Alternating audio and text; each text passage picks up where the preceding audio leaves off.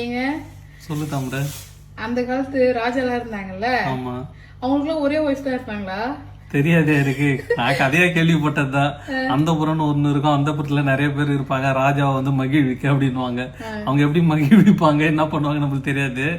இந்த ராஜா பத்தி கேக்குறப்ப ஒரு கதை ஞாபகம் வருது. என்னன்னா, ஒரு நாட்டுல ஒரு ராஜா இருந்தாராம். அந்த ராஜா வந்து என்னன்னா, அந்த ஊர்ல எந்த பொண்ணு வந்து அவங்க ஏஜ் அட்டன் பண்ணாலும் அவர் தான் வந்து சொல்லி கொடுப்பாராம் கல்யாண வாழ்க்கையில வந்து நீங்க எப்படி இருக்கணும் அப்படின்னு. இதுதான் வந்து அந்த நாட்டோட வழக்கம். இதே மாதிரி எல்லாரும் வந்து அதை வந்து அவங்க அப்பா அம்மாவுமே பெருமையா தான் வந்து இது பண்ணுவாங்களாம். அதாவது ஒரு ராஜாவே வந்து நம்ம பொண்ணுக்கு சொல்லி கொடுக்குறாரு, நாட்டோட ராஜா.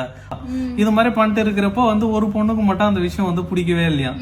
அப்ப அந்த பொண்ணு என்ன பண்ணுச்சு, அந்த ராஜாவுக்கு நம்ம ஏதாவது ஒரு பாடம் புகட்டணும்னு சொல்லிட்டு இப்ப ராஜா வந்து அவங்க வீட்டுக்கு வரப்ப எல்லாருமே தடப்புடலா விருந்துலாம் செய்வாங்களாம். அப்ப இந்த பொண்ணு மட்டும் என்ன சொல்லிச்சான், நம்ம எதுவுமே தடப்புடலா விருந்துலாம் செய்ய வேணாம், எல்லாமே ராஜாவுக்கு வெறி வெஜ்ஜா வைப்போம் அப்படின்னு சொல்லிட்டு இருக்கிற காய்கறில இருக்கிற எல்லா பொரியலும் செஞ்சு வச்சிட்டாங்களாம். இப்ப ராஜா வீட்டுக்கு வந்துட்டாரு.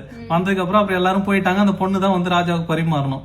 இப்ப ராஜாவுக்கு வந்து பொரியல் எல்லாம் எடுத்து வைக்குது அந்த பொண்ணு. எடுத்து வைக்கிறப்ப வந்து ராஜா சொல்றாரு, ஒரு 2-3 சாப்பிட்டுட்டு போதுமா அப்படின்னு.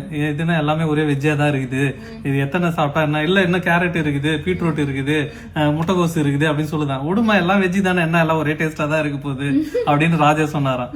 அப்ப அந்த பொண்ணு சொல்லிச்சான், இதே மாதிரிதான் நாங்களும் பெண்களும், நாங்க வந்து ஆளு தான் வேற, ஹைட்டு தான் வேற, உருவம் தான் வேற, பட் ஆனா நாங்களும் வெஜ் மாதிரி எல்லாம் ஒரே வகை தான் அப்படின்னு சொல்லி ராஜாவுக்கு ஒரு பாடம் புகிட்டுச்சான். அப்ப அந்த ராஜாவுக்கு ஒரு மாதிரி அப்படியே செருப்பால் அடிச்ச மாதிரி ஆயிடுச்சான். என்னடா இது, இவ்வளவு பெரிய விஷயத்த இவ்வளவு சிம்பிளா ஒரு வெஜ்ஜி பொரியல வச்சு சொல்லிச்சு இந்த பாப்பா அப்படின்னு சொல்லிட்டு அண்ணன் இடம் விட்டவர் தானா. அதுக்கப்புறம் இந்த மாதிரி ஃபங்க்ஷன் போய் அட்டன் பண்றதுக்கு அவர் போக மாட்டாராம். ராஜாவுக்கு ஒய்ஃப் தனியாகிறாங்க. அவர் வந்து வழிமுறை சொல்லி கொடுப்பாரு, எப்படி ஒரு ஏஜ் அட்டன் பண்ணதுக்கு அப்புறம் ஒரு பொண்ணு வந்து கல்யாண வாழ்க்கையில எப்படி இருக்கணும்னு அவர் தான் சொல்லி கொடுப்பாரு. இதுதான் அந்த ராஜா கதை. இந்த வழக்க முறை இன்னும் ஒரு சில கண்ட்ரில இருக்குது. அதான் போடுவாங்கல்ல, மச்சான் அந்த நாட்டுக்கு 2 டிக்கெட்டை போடுறா, 2 பொண்ணு ஒரே பையனை கல்யாணம் பண்ணிப்பாங்க. அதெல்லாம் இன்னும் நிறைய கண்ட்ரில இருக்குது. ஆமா, இன்னும் இருக்குது நிறைய கண்ட்ரி. நீ உடனே நெட்ல போட்டு பாரு. 2 பொண்ணு 1 மாப்பிள்ள, ஒரு மாப்பிள்ளைக்கு 2 பொண்ணு கட்டிக்கணும் கம்பல்சரி. அது வேற கம்பல்சரி. அது மாதிரி கண்ட்ரிலாம் இருக்குது. அங்க டிக்கெட்டை போட்டு போயிருக்கலாம். சிங்கப்பூருக்கு போனதுக்கு இந்த பக்கம் போயிருக்கலாம்.